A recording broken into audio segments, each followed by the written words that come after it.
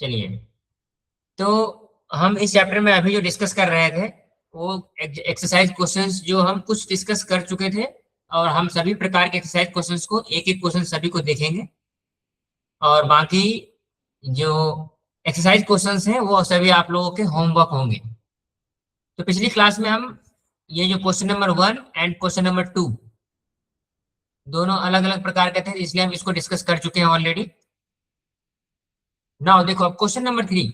देखो, question number 1 और 2 इस दोनों में तो हमने क्या किया, फैक्टराइजेशन लगाया।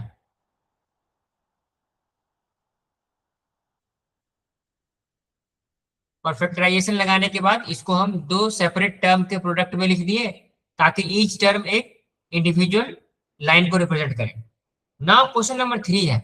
अब क्या है ना कि इसका फैक्टराइजेशन हम आसानी से नहीं कर सकते। तो जो ऐसे क्वेश्चंस हो या फिर जो ऐसे इक्वेशन आपको दिए जाए जिसका फैक्टराइजेशन आसानी से पॉसिबल ना हो, उस केस में हम क्या करेंगे, तो वहां पर हम मदद लेंगे अपने। जब हम इस टॉपिक के कंसेप्ट डिस्कस कर रहे थे उस समय मैंने आपको पढ़ाया था एक ऑक्सिलरी इक्वेशन, याद है आप लोगों को?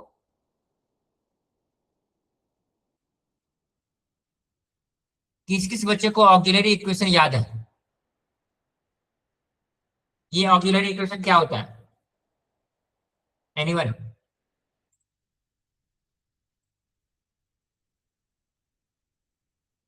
चलो जस्ट एक क्विक रिवीजन में कर देता हूँ ऑक्सिलरी इक्वेशन का, ताकि क्योंकि हम ना उस कंसेप्ट का यूज इस टॉपिक को समझने के लिए करेंगे। तो जैसे कि हम पढ़े थे कि चलो ऊपर में एक बार चलता हूँ।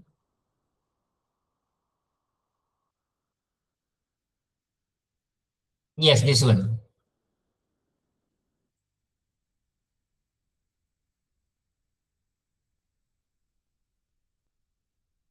तो देखो, हम एक चीज पढ़े थे कि क्वाड्रेटिक इक्वेशंस के दो स्लोप होंगे।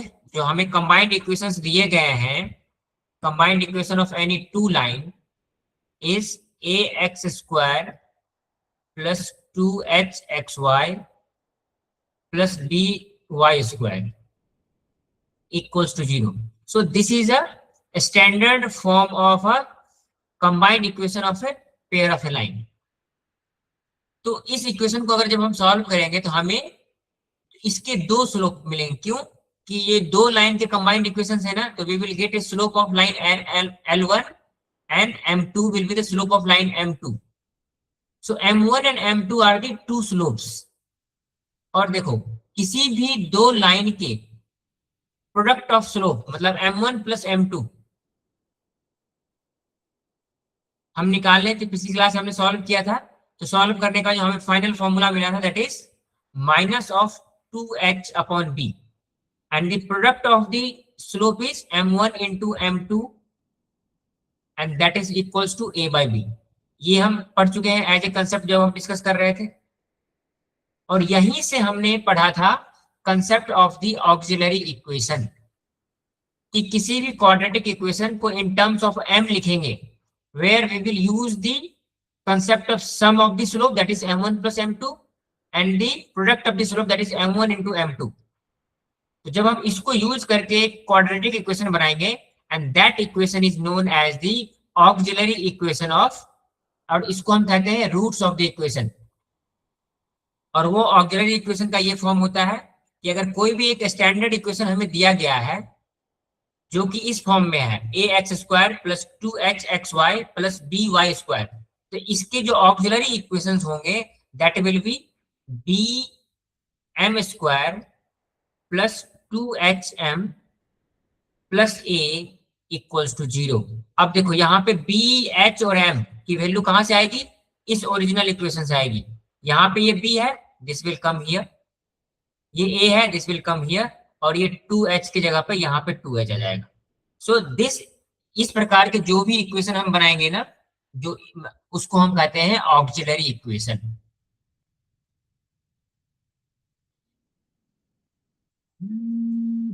Just wait for a second.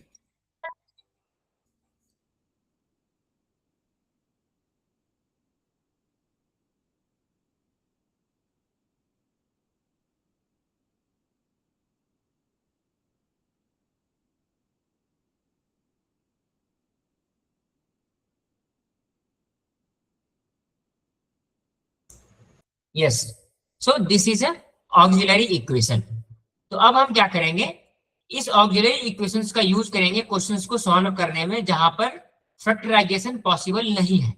अब देखो उसको हम कैसे यूज करेंगे। So we will solve the example number 3 here. So example 3 में हमें जो इक्वेशन दिया गया है, the combined equation of a line is given to us, that is x square plus 2xy minus y square equals to 0। So this is a combined equation of line. अगर मैं इस combined equation से आप लोगों से पूछूं कि what is the value of a, what is the value of b and what is the value of h। हाँ सर, ए की वैल्यू 1 है, बी की वैल्यू -1 है, और जो एच की वैल्यू है ना, हाँ, वो -1 है। No plus, this is plus, so h की वैल्यू क्या हो जाएगी 1, है ना। 1। हाँ, तो देखो अब ये हम किस प्रकार से निकालते हैं कि हम इस इक्वेशन को स्टैंडर्ड इक्वेशन से कंपेयर करते हैं, that is a x square plus 2h(xy) plus by square equals to 0। इस इक्वेशन से हम इसको कंपेयर करेंगे और वहां से हम a b और h की वैल्यू निकालेंगे। एक बार अगर हमें a b और h की वैल्यू मिल गई है, तो अगर मैं अब आपसे पूछूं कि what will be the auxiliary equation of this equation, auxiliary equation, और ऑक्सिलरी इक्वेशंस के फॉर्म मैंने आपको बताया है ना, b m square plus 2h(m) plus a equals to 0। अब यहाँ पे क्या है, h b और a की वैल्यू पुट कर दो। So b is equals to -1 here, so we will get auxiliary equation will be -m square plus h की वैल्यू यहाँ पे 1 है, so we will get 2m plus a की value 1 है। So the auxiliary equation we have is this one, this is the auxiliary equation and this was the given equation. बाकी सभी चीजें बस मैं आपके रेफरेंस के लिए भी लिख रहा हूं, बाकी जो हमारे काम की चीजें हैं ये दोनों हैं जो बॉक्स में है। अब देखो, एक बार हमें अगर ऑक्सिलरी इक्वेशंस मिल गए, तो अब ये एक क्वाड्रेटिक इक्वेशन है ना, तो क्वाड्रेटिक इक्वेशंस को सॉल्यूशन निकालने के लिए आप सभी को पता है how to find the solution of quadratic equation. Factorisation method use करना पड़ता है। अगर फैक्टराइजेशन मेथड नहीं आता है तो एक डायरेक्ट फॉर्मूला हम यूज करते हैं, वो क्या फॉर्मूला है, अगर मैं यहां से निकाल लूं m is equals to, yes very good, so minus of b plus minus under root b square minus 4ac divided by 2a। हम इस फॉर्मूला को यूज करेंगे यहाँ पर m की वैल्यू निकालने के लिए। क्यों कि फैक्टराइजेशन यहाँ पे अभी पॉसिबल नहीं है ना, क्योंकि हम ये फॉर्मूला लगा ही इसलिए रहे हैं क्योंकि हम फैक्टराइजेशन को अवॉइड करना चाहते हैं, हम डायरेक्ट ऑक्सिलरी इक्वेशन को यूज करके सॉल्यूशन निकालना चाहते हैं। तो आप सभी लोग ये फॉर्मूला लिख लीजिए, किसी भी क्वाड्रेटिक इक्वेशन को सॉल्व करने के लिए हम ये फॉर्मूला यूज करते हैं। अगर हम इस फॉर्मूले को यूज करते हुए m की वैल्यू निकालें, तो हमें m की वैल्यू देखो क्या मिलेगी। So here we will get the m is equals to, अब b की वैल्यू यहाँ पे 2 है। अब देखो ये ए बी सी कहां से आता है, तो किसी भी क्वाड्रेटिक इक्वेशन का जो स्टैंडर्ड फॉर्म होता है वो ऐसा होता है, a x square plus b x plus c equals to 0। This is a standard form of any quadratic equation. तो अगर हम इसको इससे कंपेयर करें तो ये भी एक क्वाड्रेटिक इक्वेशन है।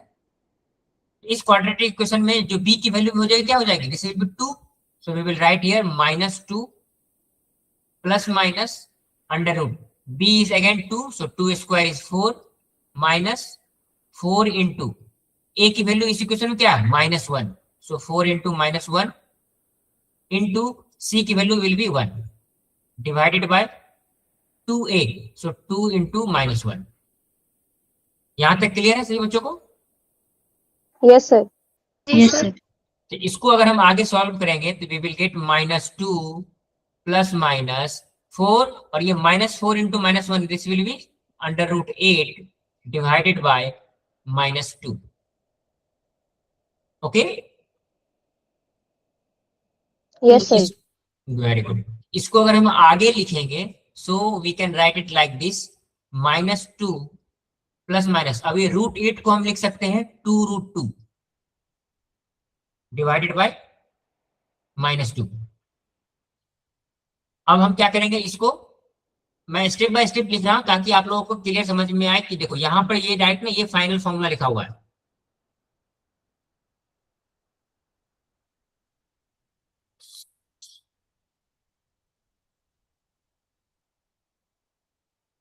तो अगर हम आप क्या करेंगे यहां से, so we will take 2 common, या फिर अगर -2 कॉमन ले लेंगे तो नीचे से माइनस निकल जाएगा। So this will be 1 plus √2, plus minus यह कंटिन्यू रहेगा, डिवाइडेड बाय -2। ये -2 से -2 कैंसिल आउट हो जाएगा, we will get 1 plus minus √2। So now we have got the value of m। m की वैल्यू हमें मिल गई, तो m की जो एक वैल्यू होगी m विल बी 1 प्लस √2, और सेकेंड वैल्यू जो होगी m will also will be equals to 1 minus √2। तो ये हमें m की 2 वैल्यू मिल गई। अब देखो यहां पर हम देखो क्या करेंगे कि now we have got the value of m here, और m क्या था, m was the slope of the line. जब हम ऑक्सिलरी इक्वेशन लिख रहे थे उस समय मैंने आपको बताया था ना कि m is the slope of the line. So we have got 2 slopes, that is m1 and m2। so these are the 2 slope of the line जिसका कि कंबाइंड इक्वेशन हमें दिया गया था, क्योंकि कंबाइंड इक्वेशन क्या है, 2 लाइन के थे। तो this is slope of line 1 and this is slope of line 2। अब देखो हमें पता है कि किसी भी स्ट्रेट लाइन को स्टैंडर्ड फॉर्म ऑफ इक्वेशन में लिखते हैं तो y is equals to mx के फॉर्म में लिख सकते हैं ना। तो उसी प्रकार से अगर मैं इसको लिखूं, so y will be equals to, पहला अगर स्लोप लूं तो this will be 1 plus √2x, this will be line L1। और इसको मैं चलो डायरेक्ट मैं आपके एग्जांपल से समझाता हूं। यहाँ पे देखो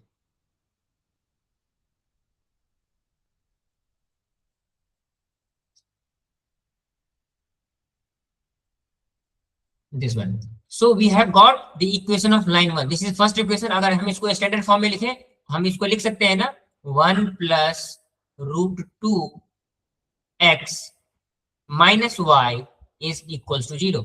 so this is our first equation of first line, Yes, sir. equation of first line। and second equation हम m2 को कंसीडर करके लिखेंगे। so again we will get y is equals to 1 minus √2x।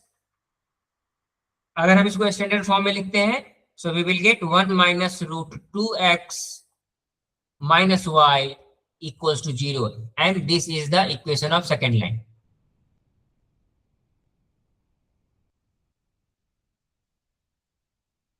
और हमें यही बोला गया था कि हमें कंबाइंड इक्वेशंस दिए गए थे, now we have to find the separate equations of the line. So ये दोनों इक्वेशन जो है वो है क्या है, separate equation of the line है।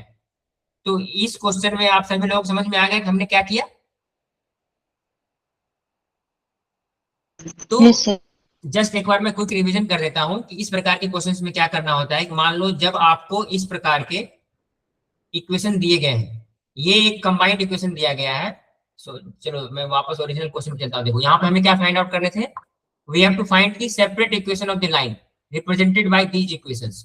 तो हमें जो कंबाइंड इक्वेशन दिए गए थे वो ये वाले थे, this one, x² plus 2xy minus y², ये थे हमारे combined equation. This was a combined equation of line.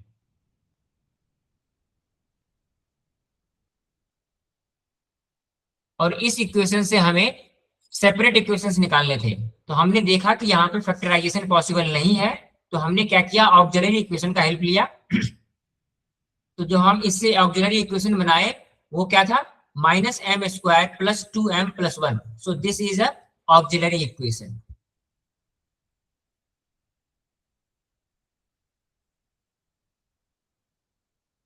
Auxiliary equations के हमने क्या किए, रूट्स निकाले, मतलब m की वैल्यू हम कैलकुलेट किए। So we have got the value of 2 values of m। किसी भी क्वाड्रेटिक इक्वेशन के 2 वैल्यू मिलते हैं हम, तो हमने एक फॉर्मूला लगाया, that is this one, m is equals to minus b plus minus under root b square minus 4ac divided by a। इस फॉर्मूले को लगाने के बाद हमें m की दो वैल्यूज मिल गई, that is m1 and m2, and this two are the slope of the two different line, जिसका कि कंबाइंड इक्वेशन हमें इनिशियली दिया गया था। तो हम इस स्लोप को यूज करते हुए standard equation of straight line लिखेंगे, that is this one. This is the first equation of line and this is the second equation of line. और यही क्वेश्चन हमें पूछा गया था कि from the combined equation find the separate equation. So example number 3 is clear to all. किसी को ऐसा जिसको समझ में नहीं आया? जिसको समझ में नहीं आया रेज योर हैंड। एनीवन? चलो अब हम चलते हैं अगले प्रकार के क्वेश्चंस पे। तो ये था example number 3। Example 4 again factorisation यहां पर पॉसिबल है। चलो इसको मैं इरेज कर देता हूं एक बार।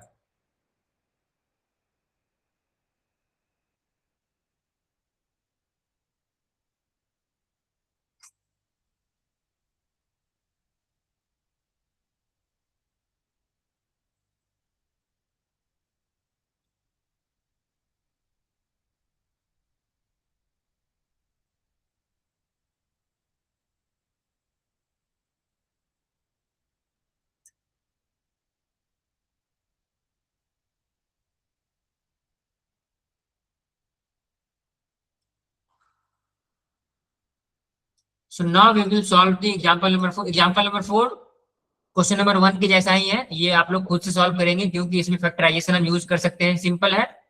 ये दिया हुआ है 5x square minus 3y square equal to 0। हम इसको a square minus b square के फॉर्म में कन्वर्ट कर सकते हैं, दैट इज √5 इंटू एक्स का होल स्क्वायर माइनस √3y का होल स्क्वायर। अब क्या है, ये a square minus b square के फॉर्म में है, तो हम इसको लिख सकते हैं a प्लस बी into a minus B.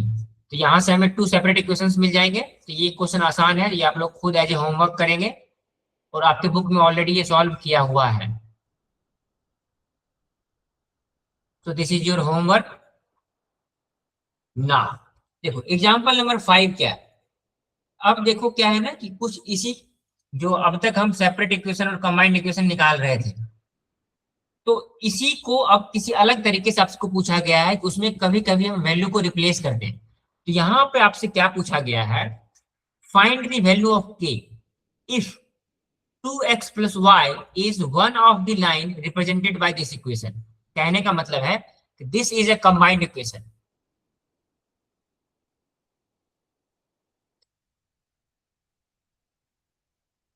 So the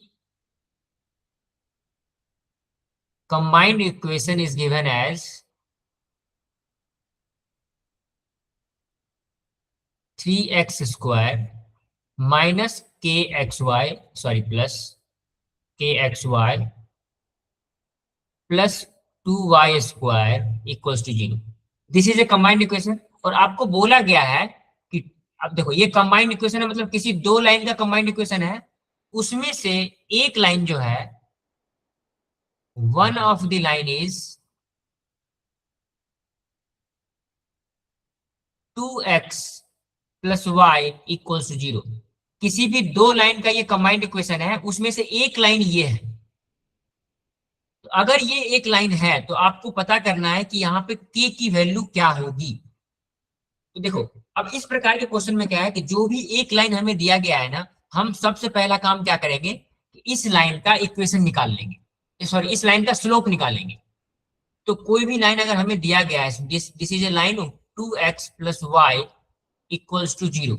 अगर हम इसको y इक्वल्स टू mx इस फॉर्म में अगर ले आए तो हमें यहां से m क्या मिल जाएगा, m will be the slope. तो पहले हम इसको कन्वर्ट करते हैं, so we can write it is y is equals to minus 2x। अब देखो y is equals to mx के फॉर्म में आ गया ना, तो यहां से हम कह सकते हैं now m is equals to -2। मतलब इस लाइन का, ये जो लाइन गिवन है हमें, इस लाइन का जो स्लोप है वो दैट इज -2। तो अगर m इज इक्वल्स टू -2 है, तो अब हम क्या करेंगे, ये जो हमारा कंबाइंड इक्वेशन दिया गया है ना, इसका ऑक्सिलरी इक्वेशन लिखेंगे। क्यों? m का यूज कहाँ होता है? ऑक्सिलरी इक्वेशन में होता है, तो वहां से हम k की वैल्यू निकाल सकते हैं। तो अगर मैं पूछूं इसका, अगर मुझे ऑक्सिलरी इक्वेशन इस फॉर्म में होता है ना, bm² plus 2hm plus a equals to 0। अब यहाँ इस इक्वेशन में अगर मैं पूछूं what is the value of b equals to क्या होगा इस इक्वेशन में, बताओ। 1 होगा सर। नो 3 2 वेस्ट 2 2 इज द होगा राइट आंसर। सर। देखो चलो ठीक है, एक बार फिर से देखो, किसी भी स्टैंडर्ड इक्वेशन को हम इस फॉर्म में लिखते हैं ना, ax² plus 2hxy plus by² equals to 0। तो ये है स्टैंडर्ड इक्वेशन। और ऑक्सिलरी इक्वेशन क्या होता है? bm² plus 2hm plus a² sorry plus a not a² equals to 0। तो यहाँ पे आप देखो, सिंपल सा ध्यान रखो, ये जो b है ना, यहाँ पे वैल्यू आएगी जो y के साथ होगा, और यहाँ पर जो वैल्यू आएगी जो x के साथ होगा। इस प्रकार से आप ऑक्सिलरी इक्वेशन आसानी से बना सकते हो।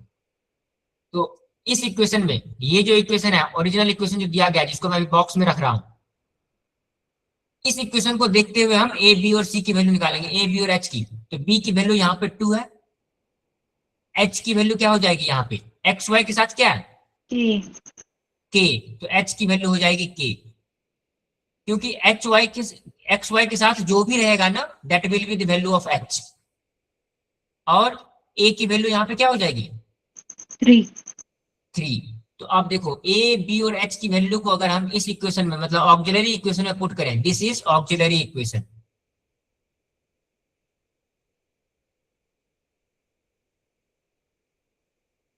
तो a b और h की वैल्यू को अगर हम ऑक्सिलरी इक्वेशन में पुट करेंगे तो हमें क्या मिलेगा, 3m², सॉरी नो 2m² ना, b की वैल्यू 2 है, so we will get 2m² plus h की वैल्यू k है ना, so that is 2km plus a की वैल्यू 3 है इक्वल्स टू 0। अब देखो, अब हमें क्या मिल गया, again we have got a quadratic equation. अब इस क्वाड्रेटिक इक्वेशन को सॉल्व करेंगे। हाँ, तो सॉल्व करने की अभी हम जरूरत नहीं है। क्यों जरूरत नहीं है? हमें m की वैल्यू ऑलरेडी पता है, क्योंकि हमें ये दिया गया है ना, अगर ये लाइन एक स्लोप है, मतलब ये लाइन इस कंबाइंड इक्वेशन में से एक लाइन है, तो इसका जो स्लोप होगा वो इस इक्वेशन को सेटिस्फाई करेगा। यहाँ पे अगर हम m की वैल्यू को पुट करेंगे तो वो इस इक्वेशन को सेटिस्फाई करना चाहिए। और हमें क्या मिला है, m इज इक्वल्स टू -2। हम यहाँ पे क्या करेंगे, m की जगह पे -2 रखेंगे और उससे हमें k की वैल्यू मिल जाएगी। Just wait for a second.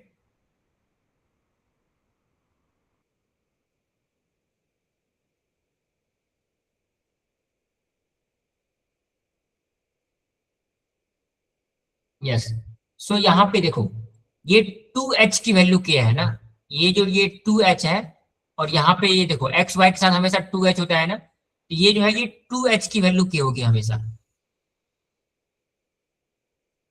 तो इसलिए यहाँ पे हम डायरेक्ट k लिखेंगे, ना कि 2k। This will B only k।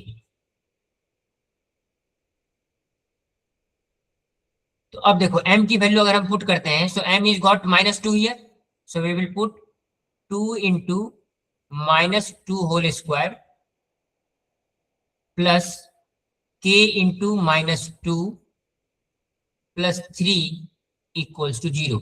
अब जब हम इसको सॉल्व करेंगे तो हमें k की वैल्यू मिल जाएगी। तो हमें क्या मिलेगा, -2 का whole square will be 4, so 4 into 2 is 8 -2k plus 3 is equals to 0. So we will get 8 plus 3 is 11 minus 2k is equals to 0. We have done something just. So अगर हम इसको इस साइड लेके चले जाएंगे, so we can write 2k is 11 and we will get k is equals to 11/2। और हमें यही निकालना था कि k की वैल्यू क्या हो सकती है। क्लियर है? Yes, sir. Sir. ओके। तो जब भी इस प्रकार के क्वेश्चन आपको दिए जाए ना कि कंबाइंड इक्वेशन दिया गया है और कोई एक लाइन का इक्वेशन दिया गया है, तो हमें एक चीज पता है कि दोनों लाइन के इक्वेशन का जो स्लोप होगा ना वो उसके ऑक्सिलरी इक्वेशन को सेटिस्फाई करेगा। तो हम सिंपली क्या करेंगे, वहां से जो भी रिक्वायर्ड वैल्यू हमें पूछा गया है हम उसको निकाल सकते हैं। अब देखो, इसी क्वेश्चन को हम एक और तरीके से सॉल्व कर सकते हैं। तो वो आपके बुक में अल्टरनेटली दिया गया है। तो मैं ये चाहता हूं कि इस अल्टरनेट सॉल्यूशन को आप एज ए होमवर्क कंसीडर करें और इसको आप खुद पढ़िएगा। अगर समझ में नहीं आया तो आप मेरे से अगले क्लास में डिस्कस कर सकते हैं। ठीक है, आप लोग पढ़ेंगे इसको? Yes, sir. Sir. Yes, sir. Okay. तो चलिए हम अब कुछ और अलग अलग प्रकार के क्वेश्चंस को सॉल्व करते हैं। अच्छा, आप ये बताइए कि एग्जाम्पल क्वेश्चंस को हमें क्लास में डिस्कस करने की जरूरत है या फिर बुक से आप लोग खुद समझ सकते हो। जैसे कुछ एग्जाम्पल क्वेश्चन जो आपको बुक में ऑलरेडी सॉल्व किया हुआ है, तो उसके डिटेल सॉल्यूशन जैसे अभी मैं डिस्कस कर रहा हूं, तो ये करना जरूरी है या फिर हम डायरेक्ट अगले कंसेप्ट पर चले और बाकी? नहीं कर करना जरूरी है। ओके ओके ओके, चलिए ठीक है। हम कुछ एग्जाम्पल क्वेश्चन डिस्कस कर लेते हैं और फिर हम अगले कंसेप्ट पर चलेंगे। ठीक है? Okay sir. तो मैं चाहता हूं कि आपके बुक में जो सॉल्यूशन ऑलरेडी दिया गया है ना, तो इसको आप लोग खुद भी पढ़कर समझने की कोशिश करिए ताकि आपको समझ में आए कि हमें किस प्रकार की दिक्कतें आ रही है एक्सरसाइज क्वेश्चन को सॉल्व करने में। Yes sir. ठीक है, चलिए तो हम अब देखेंगे एग्जाम्पल नंबर 6। एग्जाम्पल नंबर 6 में दिया गया है हमें, find the condition that the line 3x minus 2y equals to 0 coincide with one of the line represented by this one। अब हमें ये दिया गया है कि ये किसी लाइन का इक्वेशन है, that is 3x minus 2y equals to 0। अब कह रहा है कि हमें एक ऐसा कंडीशन फाइंड आउट करना है ताकि ये जो लाइन है ना कंबाइंड इक्वेशन से कोइंसाइड करे। मतलब वो जैसे combined equation, suppose this is the line, तो ये इक्वेशन जिस लाइन को रिप्रेजेंट कर रहा है वो लाइन भी इसी पर लाई करे। इस क्वेश्चन का मतलब ये है। तो देखो, इस प्रकार के क्वेश्चन को सॉल्व करने के लिए हम क्या करते हैं, तो जो हमें कंबाइंड इक्वेशन के दिए गए हैं ना, that is ax² plus 2h xy plus by² equals to 0। So हमें देखते ही मालूम चल रहा है कि ये क्या है, ये एक combined equation of the pair of straight line है। तो सिंपल है, इसके लिए हम पहले क्या करेंगे, इसका एक ऑक्सिलरी इक्वेशन लिख लेंगे। ऑक्सिलरी इक्वेशन क्या हो जाएगा, bm² plus 2hm। X Y के साथ जो भी होता है ना, हम उसको यहाँ पर m के साथ लिखते हैं। तो 2hm प्लस x के साथ जो होता है हम उसको यहाँ पर लिखते हैं a equals to 0। So this is a auxiliary equation.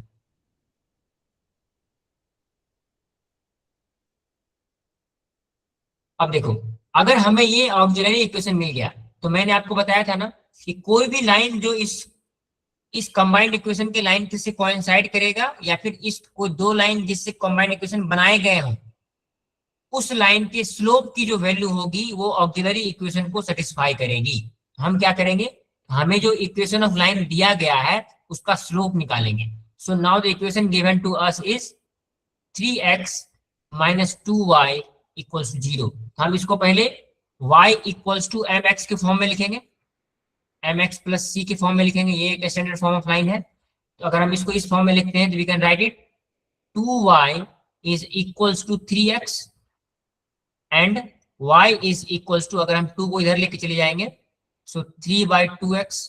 अब देखो ये एक स्टैंडर्ड फॉर्म में आ गया। तो यहां से हम कह सकते हैं कि जो m की वैल्यू है दैट इज 3/2। अब हमें अगर एक बार m की वैल्यू मिल गई, हम सिंपली क्या करेंगे, इस m की वैल्यू को ऑक्सिलरी इक्वेशन में पुट कर देंगे और जो कंडीशन हमें मिलेगा that will be the required condition जो कि हमें इस क्वेश्चन में पूछा गया है। तो हम क्या करेंगे, m की वैल्यू को अब ऑक्सिलरी इक्वेशन में पुट कर देंगे। तो सब्स्टिट्यूटिंग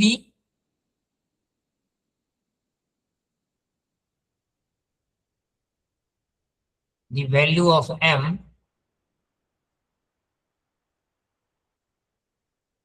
in auxiliary equation.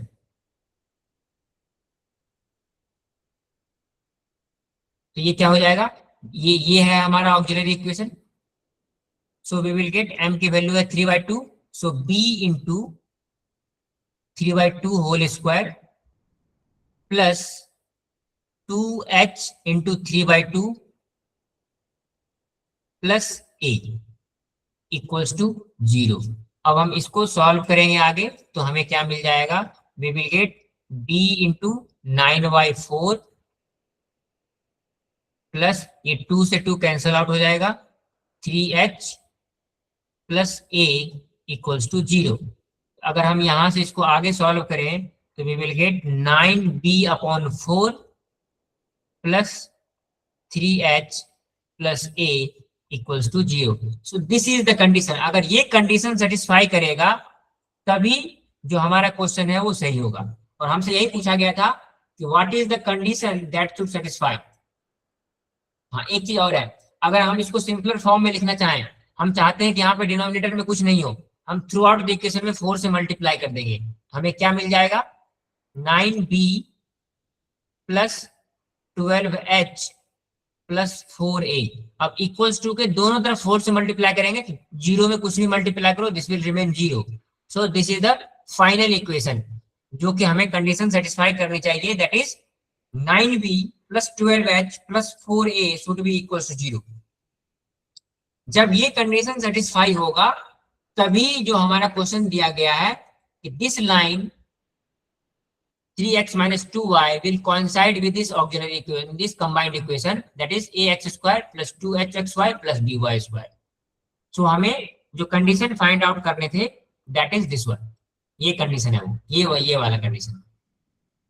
ये क्वेश्चन समझ में आ गया आप लोग? Yes, sir. Yes, sir. Okay, चलिए अब हम चलते हैं अगले क्वेश्चन पे. इसको मैं इरेज कर दूं, सभी लोग नोट कर लिए हैं आप लोग? Yes, sir. Yes, sir. कर लिया है. तो मैं जो भी बोर्ड पर लिखता हूं आप लोग मेरे साथ साथ अपने कॉपी में लिखते चलिए.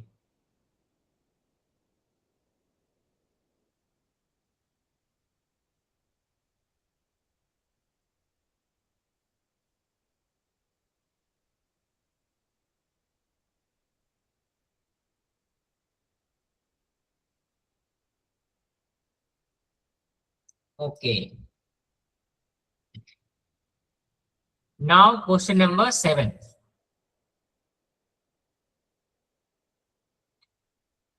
अब यहाँ पे हमें क्या पूछा गया है, find the combined equation of pair of line. अब हमें ना कंबाइंड इक्वेशन निकालने हैं. कब निकालने हैं उसके लिए हमें कंडीशन दिया गया है, pair of line passing through origin and perpendicular to the line represented by this. तो ये एक इक्वेशन है जो किसी लाइन को रिप्रेजेंट कर रहा है. हमें ये निकालना है कि ऐसे पेयर ऑफ स्ट्रेट लाइन निकालने हैं जो ओरिजिन से पास करे और इस लाइन के इक्वेशन के परपेंडिकुलर हो. मतलब हमें जो कंबाइंड इक्वेशन दिए गए हैं ना, this one, that is this one, 3x square plus 2xy minus y square equals to 0. तो जब भी इस प्रकार से दिया जाए ना कि कोई एक लाइन दूसरे लाइन के परपेंडिकुलर है या फिर वो उसकी पैरेलल है, तो वहां सबसे पहला चीज जो हम निकालेंगे वो निकालेंगे स्लोप ऑफ द लाइन. अब हमें एक चीज पता है कि कभी भी कंबाइंड इक्वेशन अगर हमें दिया गया है, हम वहां से दो चीज निकाल सकते हैं. क्या? पहला sum of the slope, that is m1 plus m2. ये जब हम अभी कंसेप्ट डिस्कस कर रहे थे वो उस समय मैंने आपको बताया था ना कि what is the formula to find the m1 plus m2, that is equals to minus of 2h divided by b. अब देखो h और b की वैल्यू हमें इस कंबाइंड इक्वेशन से मिलेगी. This is combined equation.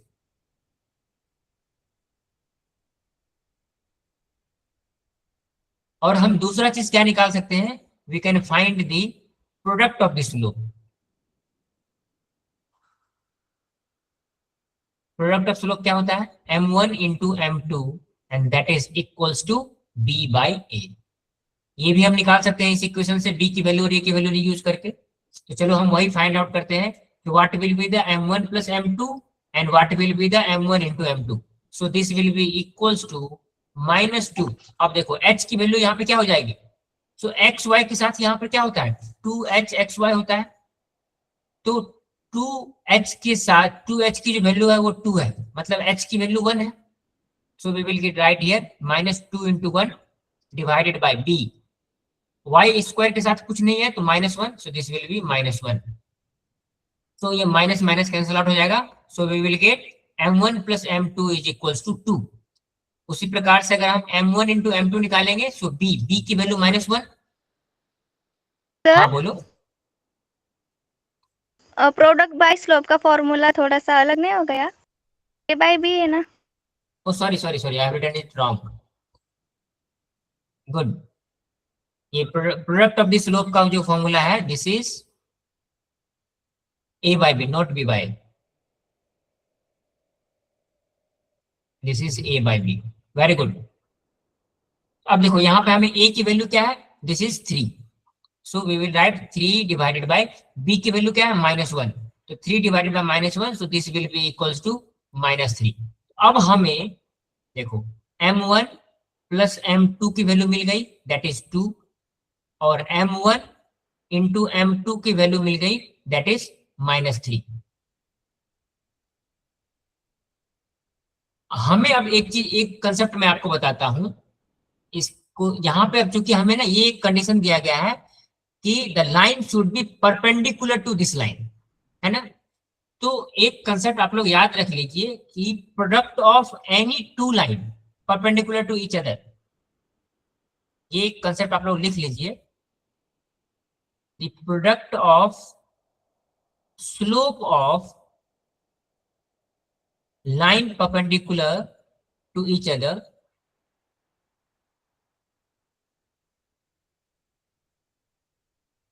to each other is equal to। Sir screen नहीं दिख रही। स्क्रीन नहीं दिख रही, okay okay just wait wait.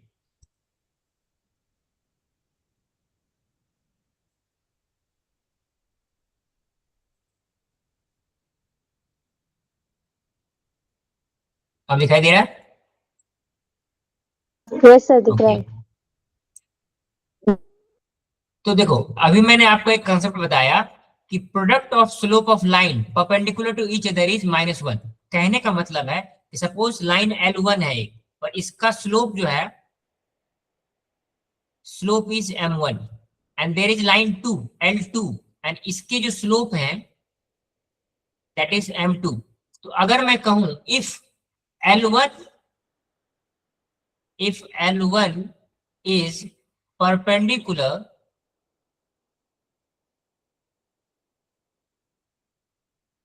to L2, अगर L1 और L2 एक दूसरे के परपेंडिकुलर है then m1 into m2 should be equals to -1। ये कंसेप्ट आप लोग याद रख लीजिए क्योंकि इस कंसेप्ट का अभी हम यूज करेंगे इस क्वेश्चन को सॉल्व करने के लिए। ये समझ में आया? कहने का मतलब है कि जैसे मैं ड्रॉ करके बता देता हूं, suppose this is line L1, this is line L1, और कोई एक लाइन अगर इसके परपेंडिकुलर है तो वो इस प्रकार से होगा। सो दिस इज लाइन L2। तो अगर इसका स्लोप m1 है और इसका स्लोप m2 है तो m1 into m2 will always be equals to -1। ये एक कंसेप्ट है जो आप लोगों को याद रखना है कि कभी भी जो दो लाइन अगर आपस में परपेंडिकुलर हैं तो उसकी स्लोप का जो प्रोडक्ट होगा वो हमेशा -1 होगा। ये चीज आप लोगों को समझ में आई? All of you. अभी जो मैंने आपको कंसेप्ट बताया कि product of the slope of line perpendicular to each other is equals to -1, इसका मतलब समझ में आ गया क्या है? जस्ट रेज योर हैंड, समझ में आया या नहीं?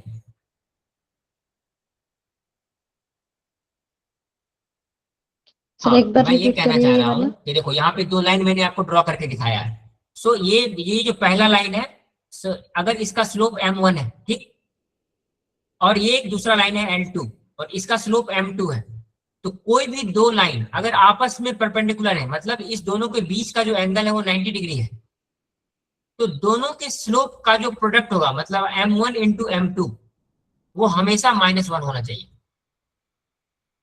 If L1 is perpendicular to L2, then m1 into m2 will be -1। अगर ये कंसेप्ट आपको समझ में आ गया है तभी इस क्वेश्चन को आप समझ पाएंगे, जो क्वेश्चन अभी हम डिस्कस कर रहे हैं। तो पहले मुझे ये बताइए, ये कंसेप्ट समझ में आ गया ना? Yes sir. Yes sir. Okay. Yes तो सर, अब समझ हम में आ चलो गया। इस क्वेश्चन पर आते हैं कि हमें देखो इस क्वेश्चन में m1 प्लस m2 की वैल्यू पता है और m1 इंटू m2 की वैल्यू पता है। तो अब हम क्या करते हैं, चलो इसको मैं इरेज कर दूं, अभी जो ये लाइन लिखा हूं मैं। Okay, yes sir.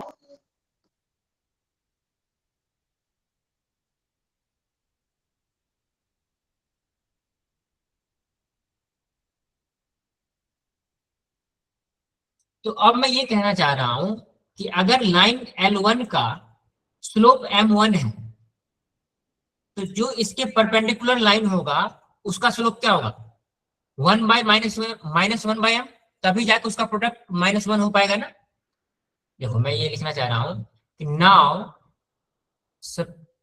the required perpendicular line is given, slope of required perpendicular line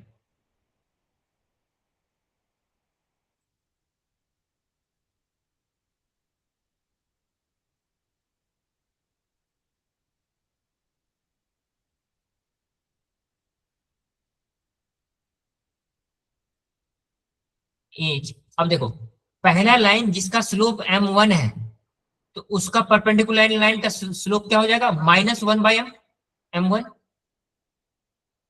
और जिस लाइन का स्लोप m2 है, अगर उसके कोई परपेंडिकुलर लाइन है तो उसका स्लोप हो जाएगा -1 बाय m2।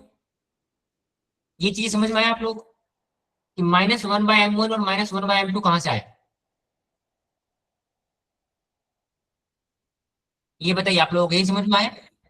सर एक बार, तो सर ठीक एक बार है, मैं अभी जस्ट आप लोगों को बताया था ना कि अगर लाइन L1 और L2, this is line L1 and this is line L2, अगर ये दोनों आपस में परपेंडिकुलर है और इसकी जो स्लोप है वो m1 है और इसका सपोज m2 है, तो मैंने आपको बताया ना m1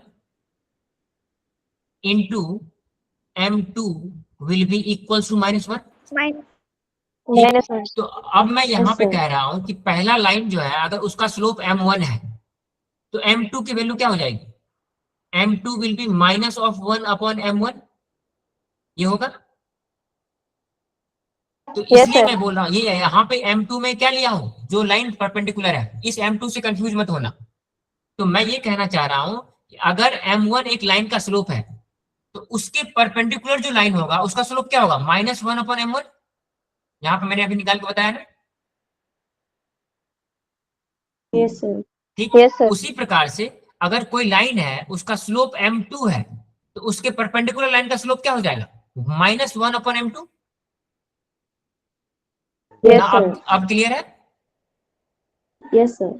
यस। तो देखो अब हमें क्या है कि जो भी परपेंडिकुलर लाइन है हमें उसके स्लोप मालूम चल गए, तो हम इसको डायरेक्ट लिख रहा हूं मैं अब इसको यहाँ पे, the slope of the required perpendicular line is -1 upon m1 and -1 upon m2, है कि जो भी लाइन उसके परपेंडिकुलर होगा उस दोनों के स्लोप ये दोनों होनी चाहिए, तभी जाके परपेंडिकुलर होने का कंडीशन सेटिस्फाई करेगा। तो अब हमें स्लोप मिल गए, जो मतलब हमारे जो भी लाइन परपेंडिकुलर है उसके स्लोप मिल गए हैं। अब हम डायरेक्टली उसका इक्वेशन लिख सकते हैं ना। वो कैसे? देखो, अगर हमें पता है कि -1 upon m1 is the slope of line L1, तो हमें पता है कि equation of the line can be written as y is equals to mx, और m की जगह हम पहले m1 की वैल्यू पुट करेंगे। So we can say that y is equals to -1 upon m1 into x। ये होगा हमारा इक्वेशन ऑफ लाइन। अगर हम इसको ऐसे लिखें जीरो के फॉर्म में, so we will get 1 upon m1 into x plus y equals to 0।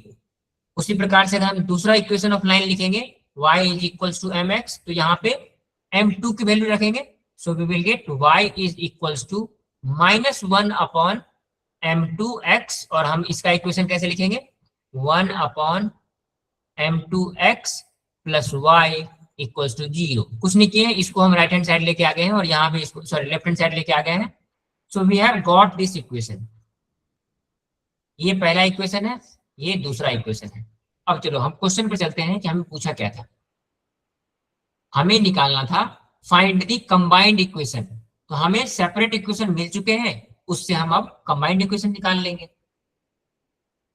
तो सेपरेट इक्वेशन को अगर हम और अच्छे से सॉल्व कर लें तो हम इसको इस प्रकार से लिख सकते हैं ना, m1 से थ्रू आउट मल्टीप्लाई कर देंगे, तो ये इक्वेशन हमें क्या मिल जाएगा x plus m1y equals to 0.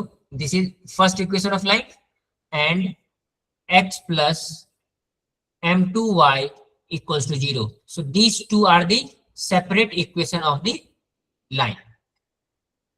और हमें यही निकालना था, we have to find the separate equation of line.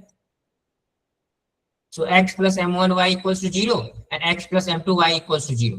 अब हम क्या करेंगे, देखो इस दोनों को यूज करके, ये जो दो हमें सेपरेट इक्वेशन मिले हैं ना, इस दोनों को यूज करके now we will find the combined equation, और वहां पर हम m1 प्लस m2 की वैल्यू पुट करेंगे और m1 इंटू m2 की वैल्यू पुट करेंगे और हमें वो फाइनल क्वेश्चन आंसर मिल जाएगा। सो कंबाइंड इक्वेशन। अच्छा, अब मुझे ये बताओ आप लोग कि अगर हमें सेपरेट इक्वेशन दिया गया है किसी दो लाइन का, तो उसका हम कंबाइंड इक्वेशन कैसे निकालते हैं? कौन बताएगा मुझे कि अगर हमें दो, हाँ बोलो Sakshi. ax square plus 2hxy प्लस by square is equal to 0। नहीं, वो तो स्टैंडर्ड फॉर्म है।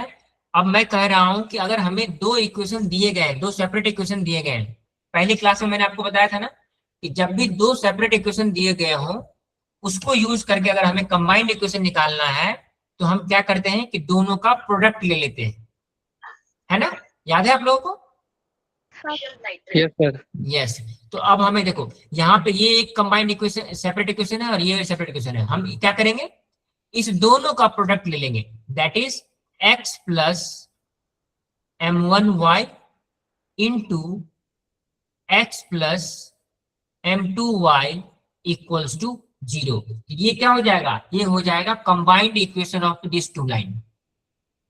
इसको अब हम क्या करेंगे, मल्टीप्लाई कर देंगे, तो हमें क्या मिलेगा x into x plus m2y plus m1y into x plus m2y। इसको आगे सॉल्व करेंगे तो हमें मिल जाएगा this is x square plus m2xy plus m1xy plus m1 into m2y square equals to 0। अब देखो, अब हम यहाँ पे क्या करेंगे, इसको आगे अगर हम सॉल्व करेंगे so we will get x square plus m1 plus m2 common, अगर एक्स वाई अगर हम कॉमन ले लेते हैं so we will get m1 plus m2 plus m1 into m2 y square equals to 0। अब देखो हम क्या करेंगे, हमें m1 प्लस m2 और m1 इंटू m2 की वैल्यू पता है ऑलरेडी। वो कैसे, ऊपर वाले क्वेश्चन में हम निकाले थे ना, यहाँ पे ये m1 plus m2 is 2 and m1 into m2 is -3. So we will put the value of m1 plus m2. So we will get x square plus 2xy plus m1 into m2 की value -3 है, so this will be -3y square equals to 0। ये हमें क्या मिला, ये मिल गया हमें combined equation of the line, जो जिसका हमने निकाला है ना अभी, ये देखो ये वाला। सो now the combined equation using जो इक्वेशन हमें दिए गए थे उसको हमने निकाला है और हमें निकालना वही था ना, find the combined equation of pair of line passing through origin and perpendicular to this line.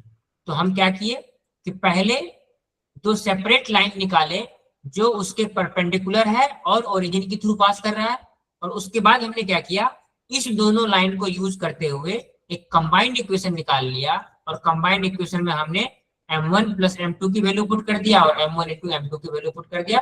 So now we have got this is the required equation of the line.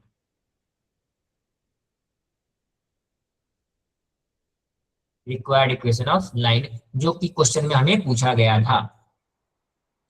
तो ये क्वेश्चन आप सब लोग समझ में आ गया कैसे हमने सॉल्व किया? Yes sir. Yes sir. कोई ऐसा स्टूडेंट जिसको समझ में नहीं आया?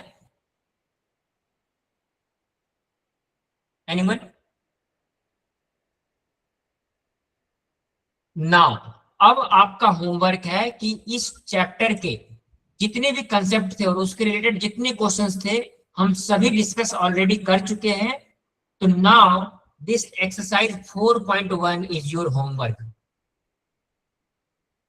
मैं चाहता हूं कि आप लोग इस 4.1 के सभी क्वेश्चंस को सॉल्व करेंगे अपने कॉपी में, और अगर किसी क्वेश्चन में डाउट आता है तो आप अगली क्लास में मुझसे पूछ सकते हैं। अगली क्लास में हम अब अगले कंसेप्ट पर चलेंगे, that is angle between the line represented by this equation. तो इस एक्सरसाइज 4.1 में यूज होने वाले जितने भी कंसेप्ट हैं हम आज सभी को डिस्कस कर चुके हैं और सभी प्रकार के एक एक क्वेश्चन भी सॉल्व कर चुके हैं। तो अब आपका ये होमवर्क है कि आप ये जो 9 क्वेश्चन हैं आपके एग्जाम एक्सरसाइज में, सभी क्वेश्चन आप लोग अपने कॉपी में सॉल्व करेंगे। तो बाकी अगले कंसेप्ट के लिए हम अगली क्लास में डिस्कस करेंगे, ठीक है? Yes sir. Yes sir. Okay, तो आज की क्लास के लिए हम इतना ही रखते हैं, बाकी हम फिर अगली क्लास में मिलेंगे। लेकिन आप लोगों को जो भी होमवर्क दिया जाता है आप सभी लोग उस होमवर्क को कंप्लीट करिए। अगर एक दिन में नहीं होता है दूसरे दिन करिए, लेकिन उस होमवर्क को कंप्लीट करिए, तभी जाके आपको पता चलेगा कि हम जो कंसेप्ट पढ़ रहे हैं उसको उसके रिलेटेड क्वेश्चन को सॉल्व कर पा रहे हैं या नहीं। ठीक है? Yes sir. ओके, चलिए हम अगली क्लास में मिलते हैं। तो thank you everyone, bye bye, good night. Bye sir, good night. Bye sir, good night. Bye sir, bye sir. Okay, good night everyone.